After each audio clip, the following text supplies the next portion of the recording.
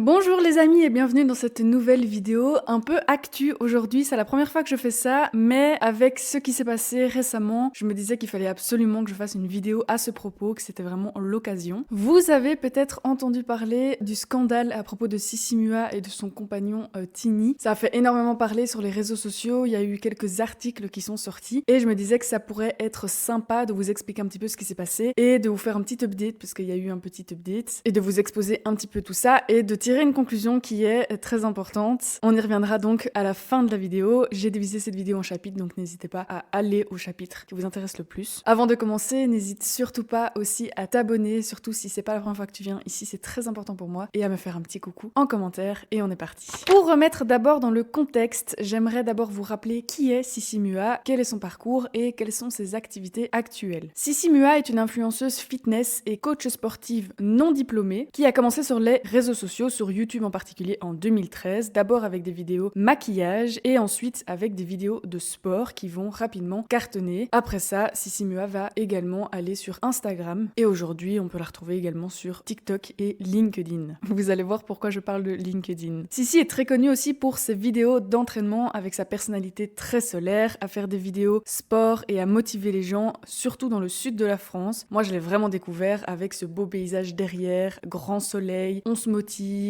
petites vidéos en temps réel avec les gens. C'est vraiment comme ça qu'elle a commencé à se faire connaître. Elle parle également de nutrition et de tout ce qui est bien-être. Donc écouter son corps, prendre soin de soi, accepter d'avoir des complexes et vouloir y remédier. Donc vraiment un mood très positif, très développement personnel, bien-être, etc., etc.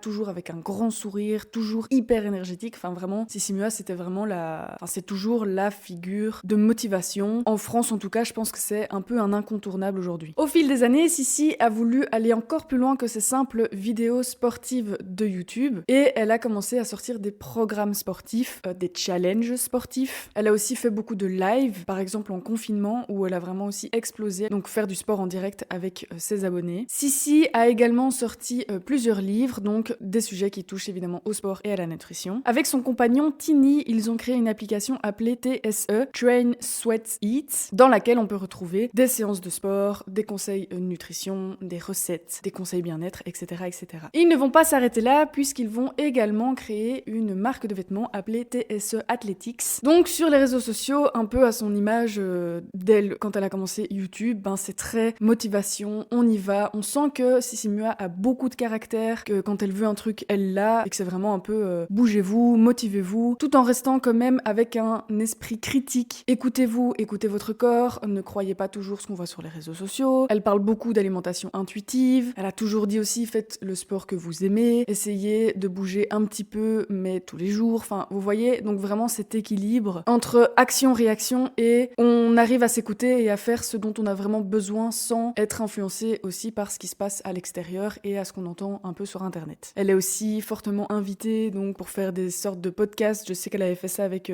récemment avec My Better Self. Donc vraiment pour parler de son équilibre dans sa vie, entre la vie perso, la vie pro, etc., etc. Au fil des années, Sissi est donc devenue une vraie source d'inspiration. Donc déjà, c'est vraiment chez elle qu'on va chercher le contenu quand on veut faire du sport et quand on veut avoir de nouvelles recettes. Mais c'est aussi devenu vraiment une source d'inspiration et une source ultra motivante pour les débutants, mais aussi pour les gens avancés. Moi, je sais que je la suis sur les réseaux sociaux depuis très longtemps et j'ai toujours trouvé ça très agréable, le contenu qu'elle partageait est très motivant. Jusqu'ici, vous me direz, tout va bien jusqu'à début mars, donc il y a 2 semaines, il me semble, où des scandales ont éclaté, remettant en question toute l'image de Sissi et de Tini, parce que les deux sont impliqués, et remettant en cause toute cette personnalité justement solaire, bien-être, positivité, etc., etc. Je vais donc vous lire quelques titres de magazines qui sont apparus du coup sur les réseaux sociaux pour vous donner un petit peu une idée. Cauchemar, tyran, climat de terreur, d'anciens employés de l'influenceuse niçoise Sissi Mua dénoncent leurs conditions de travail. Une dizaine d'anciens employés de l'entreprise détenue par l'influenceuse fitness niçoise Sissi Mua dénoncent leurs conditions de travail et le management jugé tyrannique. Une dernière, forte d'une grosse communauté de followers et à la tête de plusieurs entreprises, l'influenceuse fitness Sissi Mua est accusée notamment de harcèlement moral par d'anciens salariés qui ont témoigné sur le compte Balance ta startup. On est d'accord, ces gros titres alertent et posent vraiment question. Alors juste une toute petite remarque, ces gros titres parlent de Sissi Mua, mais il ne faut pas oublier qu'il y a Tini aussi, son compagnon. C'est c'est vraiment quelque chose qui les concerne tous les deux. Je suis un petit peu triste, déçue et en colère que, encore une fois, on ne parle que de Sissi. Alors pourquoi on parle que de Sissi? Peut-être que c'est elle qui a le plus d'abonnés et donc c'est peut-être pour ça qu'on parle plus d'elle, mais ça m'ennuie parce qu'il n'y a pas qu'elle et Tini en fait partie aussi. TSE, pour bien comprendre ce que c'est donc une start-up, donc une petite entreprise qui a vu le jour en 2019, donc par Sissi et son compagnon Tini. Et ce projet a finalement pour but de rassembler tout leur contenu fitness, sport, conseils, bien-être dans une application et de faire payer cette application sous forme d'abonnement à payer par mois. En quelques années, ils sont donc passés de simples idées de projet à une équipe de quand même 30 personnes, ce qui est énorme sachant qu'une start-up met en moyenne 3 ans pour être simplement viable. Donc on est d'accord, ils avaient donc les réseaux sociaux, ce qui les ont fortement aidés à se développer, mais tout de même, ça a été assez rapide et c'est assez inhabituel, surtout quand on n'a jamais eu l'expérience en amont. Et clairement, quand on n'a pas encore eu cette expérience-là, on passe à côté de certaines choses, comme par exemple comprendre ce qu'est un salarié, comprendre la manière de travailler d'un salarié, engager les bonnes personnes pour les bonnes compétences, ou encore savoir déléguer, ce qui n'est pas évident quand c'est notre bébé et qu'on doit se développer et qu'on doit pouvoir faire confiance à d'autres personnes. Aujourd'hui, ils travaillent donc avec des coachs sportifs, des diététiciens, des RH ou encore des managers marketing, donc vraiment l'équipe a l'air grande et surtout au complète. Sissi et Tini ont toujours décrit leur entreprise comme étant une entreprise familiale et prônent bien évidemment, encore une fois, le bien-être et tout ce qui va avec. Ils prônent tellement cette idée que Sissi et Tini ont eu l'idée de développer TSE au sein même des entreprises. Pourquoi développer le sport en entreprise particulièrement? Au sein de l'entreprise, on estime que c'est quelque chose qui a totalement sa place. Comme j'aime bien le dire, c'est pas forcément le patron qui va motiver toute son équipe à faire du sport, mais en revanche, en mettant en place des dispositifs qui sont assez faciles, assez peu coûteux et rapides, il va les aider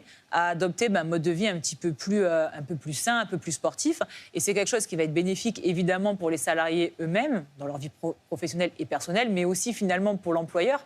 Parce qu'une équipe qui s'entraîne ensemble, qui est soudée et qui se fait du bien physiquement, c'est aussi une équipe, je pense, qui est plus performante. Donc finalement, c'est gagnant-gagnant pour tout le monde. Pour résumer, ils veulent créer une offre où ils iraient eux-mêmes dans les entreprises avec des coachs sportifs pour faire des espèces d'animations, des espèces de petites séances sportives au sein même de l'entreprise sur le temps de midi par exemple, pour le bien-être des salariés. Et Sissi a vraiment ce discours de dire plus on va prendre soin d'eux, plus ils vont être performants et donc c'est vraiment une manière de rendre son entreprise durable. Et c'est précisément cette annonce sur LinkedIn donc qui a fait réagir énormément d'anciens employés de TSE. Il y a donc eu des témoignages qui sont apparus sur notamment la page Balance ta startup sur Instagram. Donc le concept de cette page c'est tout simplement de balancer les entreprises dans lesquelles ça ne va pas et où il y a des problèmes au niveau du travail. Donc je vais vous lire les premiers témoignages suite à cette annonce sur LinkedIn. Quand je vois la nouvelle campagne de TSE pour vendre leurs services aux entreprises pour le bien-être de leurs salariés, je n'ai qu'une chose à dire, mort de rire. Avant de vendre cette prestation aux autres, faudrait-il peut-être s'en soucier en interne. Travailler dans cette entreprise est un pur cauchemar. Manque de respect envers les employés, manipulation pour tenter de créer des discordes dans l'équipe car la bonne entente est très mal perçue, heures supplémentaires officiellement non obligatoires, mais il faut voir le traitement qui vous sera réservé si vous n'en faites pas. La boule au ventre chaque matin en vous rendant sur votre lieu de travail, la peur de vous faire engueuler tel un enfant de 6 ans à chaque message Slack que vous recevez, voir vos collègues pleurer car ils se sentent comme des moins que rien alors qu'ils se tuent à la tâche. Il faut aussi noter que peu importe votre domaine de compétences et votre expérience, ils feront quoi qu'il arrive mieux que vous et en plus de manière encore plus rapide. Et oui, ce sont des vrais génies. Pour résumer, c'est une entreprise toxique, malsaine, où les dirigeants se voient plus beaux que tout le monde et qui n'ont aucun respect envers les gens qui travaillent pour eux, salariés, prestataires, coachs, influenceurs, clients. Vous comprenez, personne ne fait le poids face à tant de charisme et de talent. C'est une entreprise qui joue avec son image et qui surfe sur une fausse bienveillance pour se faire passer pour une direction cool, branchée et familiale. En réalité, nous avons seulement droit à des merci via leur story Instagram destinée à leur communauté, des interactions de petit déjeuner car c'est trop convivial et le travail devient mal fait, même si tout le monde restait jusqu'à 19-20 heures, et le droit de devenir complètement invisible à leurs yeux quand on ne les intéresse plus le droit aux réunions, plus de bonjour, vos missions données à d'autres personnes. Pour vous donner un aperçu de ce qu'ils peuvent faire par peur qu'on découvre leur vrai visage, suite à 2 avis négatifs postés sur Glassdoor, ils se sont empressés d'aller en rédiger des faux pour faire remonter l'image de la marque. Pour mon cas, même si cela fait plusieurs mois que je ne suis plus dans cette entreprise, j'ai toujours du mal à m'en remettre et il m'arrive encore d'en faire des cauchemars et des crises d'angoisse. J'espère vraiment pouvoir oublier tout ce qu'ils nous ont fait et retrouver la confiance et l'estime de moi qu'ils ont complètement bousillé.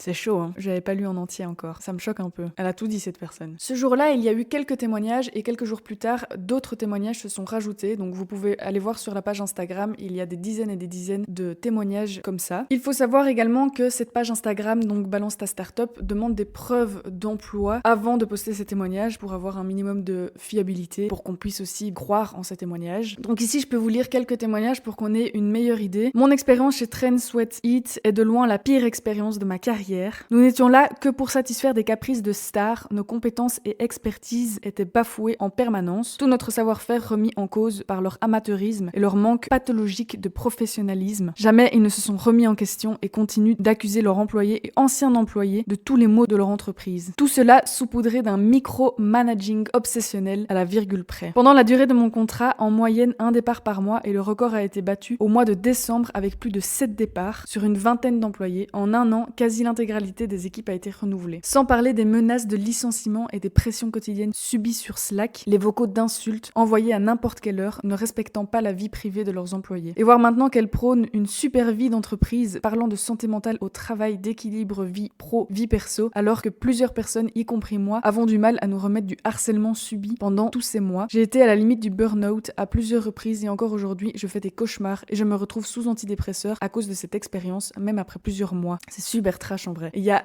énormément de témoignages, donc je vous invite vraiment à aller lire tout ça parce que c'est vraiment trash. Trend Sweat Eat est le parfait exemple d'une entreprise où les apparences sont trompeuses, où derrière les sourires on ne trouve que du mépris et où le bien-être des employés est sacrifié au profit d'une vision autoritaire et déconnectée de la réalité. Si j'avais su, je n'aurais jamais déposé ma candidature. Cette expérience a sûrement été la pire de ma carrière. Ce qui est vraiment dommage, c'est que TSE est un super projet avec une belle équipe, remplie de salariés doués et foncièrement gentils. Contrairement à ce que les Sissi et Tini, j'imagine, peuvent dire, les pommes pourries du panier, c'est comme ça qu'ils nous appellent. Ce ne sont pas les salariés, mais bien eux, la direction. Putain, mais c'est trash! Lorsqu'on travaille chez TSE, on oublie sa vie perso, on doit penser TSE, vivre TSE, manger TSE, dormir TSE. C'est arriver le matin avec la boule au ventre et repartir le soir avec des angoisses. C'est être payé 35 heures, mais en faire 50 sans être payé plus, sans avoir aucun jour de congé supplémentaire ou un autre type de compensation. C'est horrible. Franchement, c'est réellement du harcèlement, quoi. Mais ce que j'ai à dire, franchement, ça va répondre un petit peu à tous ces témoignages. Sissi et Tini sont restés assez silencieux pendant, du coup, 2 semaines. Et hier matin, donc il y a 24 heures, ils ont posté un post sur TSE, du coup, pour répondre à tous ces témoignages. Je vais vous lire ça. Depuis quelques jours, notre entreprise est mise en cause pour divers dysfonctionnements internes. Parmi ces témoignages anonymes, il semble que certaines paroles soient portées par d'anciens salariés de notre organisation. Leurs mots doivent être entendus et considérés. Pour autant, nous pouvons adhérer à des attaques personnelles, diffamatoires, exprimées dans le confort d'une vindicte générale et indéterminée. Malgré tout, nous entendons certains témoignages. L'équipe dirigeante de Trend Sweat Eat affirme sans détour qu'elle ne se soustraira pas à ses responsabilités. Notre entreprise a connu ces 5 dernières années une croissance exponentielle grâce à un travail collectif et un engagement de tous. Ce dynamisme a parfois pu occasionner des manquements. Il en résulte d'une situation paradoxale. Lorsque nous œuvrons chaque jour pour le bien-être des gens, certains salariés de Trend Sweat Eat ont pu se sentir en difficulté dans leur quotidien. Nous le regrettons. Nous voulons aussi créer un endroit sécurisant pour donner la parole à nos salariés qui font vivre chaque jour l'entreprise. En clair, les critiques formulées doivent servir à nous dépasser et ce sera fait. Ainsi, nous avons pris la décision de mandater un cabinet indépendant spécialisé dans le droit social et les audits internes pour écouter les salariés, examiner nos procédures et formuler des recommandations susceptibles d'améliorer l'organisation de Trend Sweat Eat. L'objectif est aussi de permettre dans le futur que tout problème éventuel soit adressé rapidement et dans l'intérêt de nos équipes. Donc là, je vais vous lire quelques commentaires de réaction de ce post qui vient d'être supprimé. Donc c'est très bizarre qu'il s'est supprimé. Et ils avaient aussi pendant 2 semaines du coup enlevé la possibilité de commenter les publications. Ça a été remis aussi. Donc c'est très très bizarre. Peut-être qu'il y a eu un grand nettoyage, j'en sais rien. Je découvre l'histoire et je suis franchement déçue. Ça me fait me questionner sur le fait de garder mon abonnement. Comment continuer à soutenir cette entreprise après avoir lu les dizaines de témoignages. Une communication de crise très tardive. J'étais horrifiée de ce que j'ai lu et surtout horrifiée de voir que vous continuez vos contenus comme si de rien n'était. Vouloir retirer son abonnement pour ces raisons n'a aucun sens. On est en face d'une entreprise qui a quadruplé de volume en l'espace de 2 ans. Vous pensez que manager des équipes est inné? Certainement pas, ça s'apprend. Il n'y a rien de plus difficile que de travailler avec l'humain. Je ne cautionne pas, mais il faut être tolérant et laisser une seconde chance. Les gens, je vais me désabonner, vous voulez quoi? Sculpter votre corps ou que Sissi soit gentil?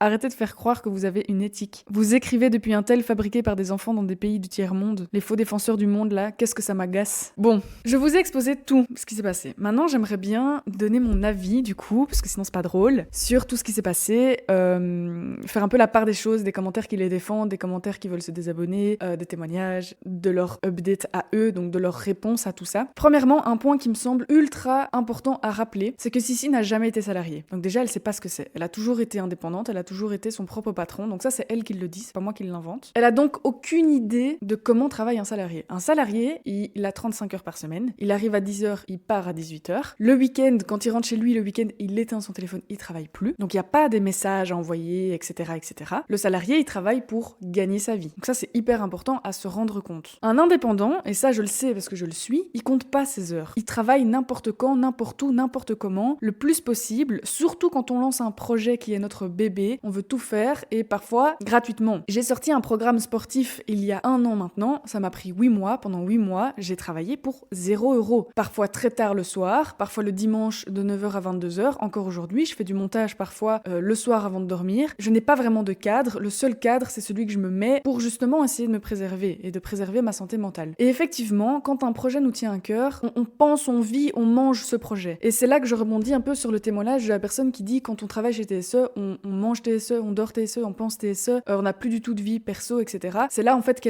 est le problème, c'est que j'ai l'impression que Sissi et Tini ont vraiment vivent ce projet à fond parce que c'est leur bébé, c'est normal, ça c'est complètement compréhensible. Mais en fait, ils ont pris leur équipe avec. C'est là que vient le problème en fait, c'est que cette équipe, c'est des salariés, c'est pas leur vie à eux. Eux, ils travaillent pour gagner de l'argent, ils travaillent pas pour TSE. Et c'est là que c'est très compliqué à comprendre, surtout si Sissi et Tini n'ont jamais été salariés, surtout si ils n'ont jamais été de ce côté-là, c'est quelque chose qui est compliqué à comprendre. Moi, je me souviens, pour mieux expliquer un peu l'inverse, il y a l'année passée, j'ai travaillé pour une marque de vêtements en community manager, et cette marque était toute neuve, il y avait pas beaucoup d'argent, etc. Ils ont fait appel à mes services pour que moi je travaille en community manager. J'ai proposé un forfait de X centaines d'euros par mois pour travailler pour eux. Ça n'allait pas, c'était trop cher. Donc le deuxième mois, alors qu'on s'était mis d'accord sur un premier forfait, la patronne a voulu baisser de moitié mon forfait. Chose que j'ai acceptée, et puis en fait je suis revenue là-dessus en disant mais en fait non, je peux pas, parce que moi après les impôts, après être taxée là-dessus, en fait il me reste plus rien et moi je peux pas travailler pour 8 € de l'heure, c'est juste pas possible. Et cette personne m'a dit oui mais enfin faut faire tes preuves,